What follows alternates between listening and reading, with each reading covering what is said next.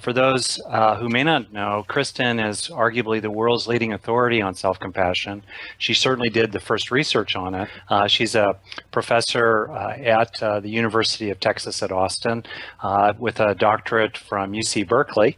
And in addition to doing some of the very first and continuing to do research on self-compassion, she's written a major book about it, a bestseller actually, called Self-Compassion. Motivation? Yes. Yeah. Please say more.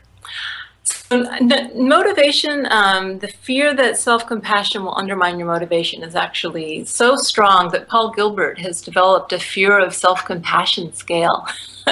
Some people are so attached to their self-criticism, they believe that the whip, the self-flagellation, is the only way they can get themselves moving. Okay, and if you think about what motivation with self-criticism is, the carrot, so to speak, is feeling okay about yourself, or at least not hating yourself. And the stick, what drives you, is the harsh self-criticism. I'm going to try, I'm going to do it, because otherwise I will just beat myself up and it will be so painful.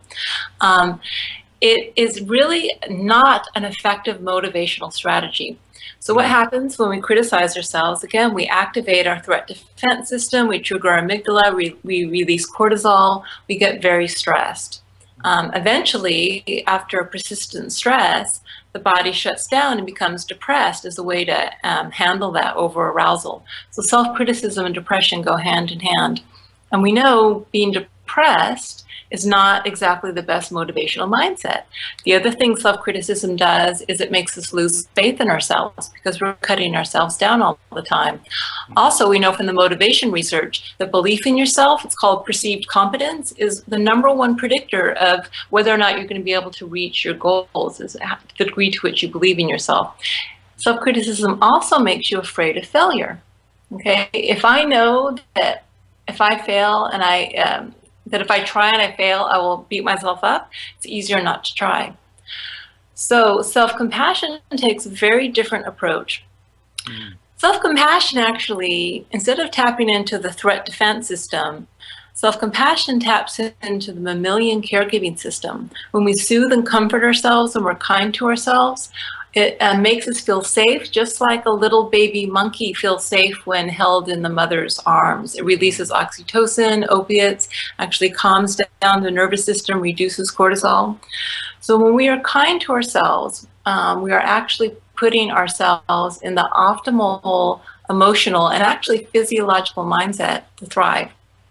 Let me just give you a quick example. I know I'm going on, excuse me, but it's great stuff. Keep going. Okay, so imagine this. Imagine there is a father and his son comes home from high school with a failing math grade.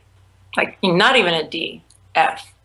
Father has 2 ways to motivate the child. The first one is through harsh criticism. The father says, I'm ashamed of you. You'll never amount to anything. You know, you're a no good loser, right? Doesn't that make you cringe when you think about it? So what's going to happen? The son, yeah, he might study a little bit harder for his next math exam because he has to, but he's going to lose faith in himself. He's going to become depressed. He's probably going to switch to be a basketball major because he doesn't think he can do math. You know, don't we say those things to ourselves? I'm ashamed of you. You'll never amount to anything. So imagine the compassionate father, the ideally compassionate father. The son comes home with a failing math grade. The first thing the father says is, ouch, ooh, gosh, bummer. I'm so sorry. You must be really upset. Hey, don't beat yourself up about it. You know, it happens to everyone. Everyone fails sometimes. It's okay. I still love you. I'm still here for you. But, you know, we got to make sure your math grades are up because you want to go to college. It's very important to you.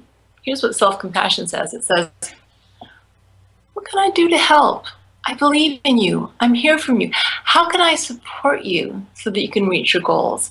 So self-compassion still aims towards fulfilling the goals, but out of love, not out of fear of being inadequate. And when you feel loved and accepted and supported, you're going to be in the optimal state of mind to do your best. And the research, there's a lot of research now that absolutely supports this. Self-criticism undermines motivation, puts you in the opposite mind state you really want to be to succeed.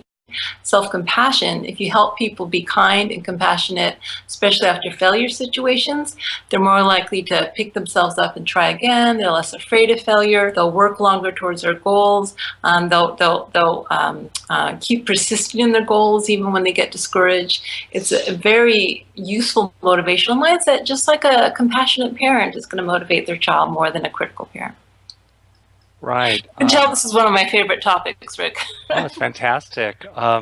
And because, of course, you're such an authority on this, you are naming a whole lot of solid research findings about the benefits of self-compassion just informally as you go through there. One thing that struck me about what you had to say was that sometimes what happens, of course, is that people shift from, as it were, one horse to another horse, and the horse they originally rode to get themselves through life had a fair amount of self-criticism and self-beating themselves up and so forth in it. When they switch to that other horse, initially that other horse may be slower because it doesn't have that giddy up from being flogged, if you will, or actually maybe they stay on the same horse but they ride it differently. That's a better metaphor. But then after a while, riding this horse with self-compassion, with compassion for the horse and encouragement and empowerment, then that horse really starts running and eventually runs even faster and farther than the horse would have run being whipped all day long. And people just have to live with the fact that initially there might be a shortfall in performance briefly, and I think people need to see this if they're managing others, whether they're parents or bosses at work or managers of a team or whatever, even coaches of teams. Initially there might be a short-term fall off, but in the long term, you're exactly right, and the research shows it, that these other approaches are much more productive in the long haul. The other thing that struck me about what you were saying, did you want to add something there, Kristen? Well, that's a good point. And also, as we know, there actually is a beneficial role of stress and motivation. We don't want to be continually stressed, overstressed, but small amounts of stress are good. There's a reason we have cortisol. It activates the fight or flight response. It gives us adrenaline. It gets us ready to do something. So the issue is we don't want to get rid of stress. And we don't want to pretend that if we're self-compassionate, we'll just be, yeah, it's cool, whatever. But there's enough stress in terms of just the stress of real life and situations. The stress of a deadline coming up or a big homework assignment you've got to prepare for. So instead of creating stress by criticizing yourself, just really reorienting yourself to see the stress of, well, is there a danger? Is there something that I really need to pay attention to that's important?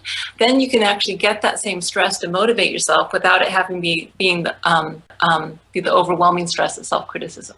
If that makes sense.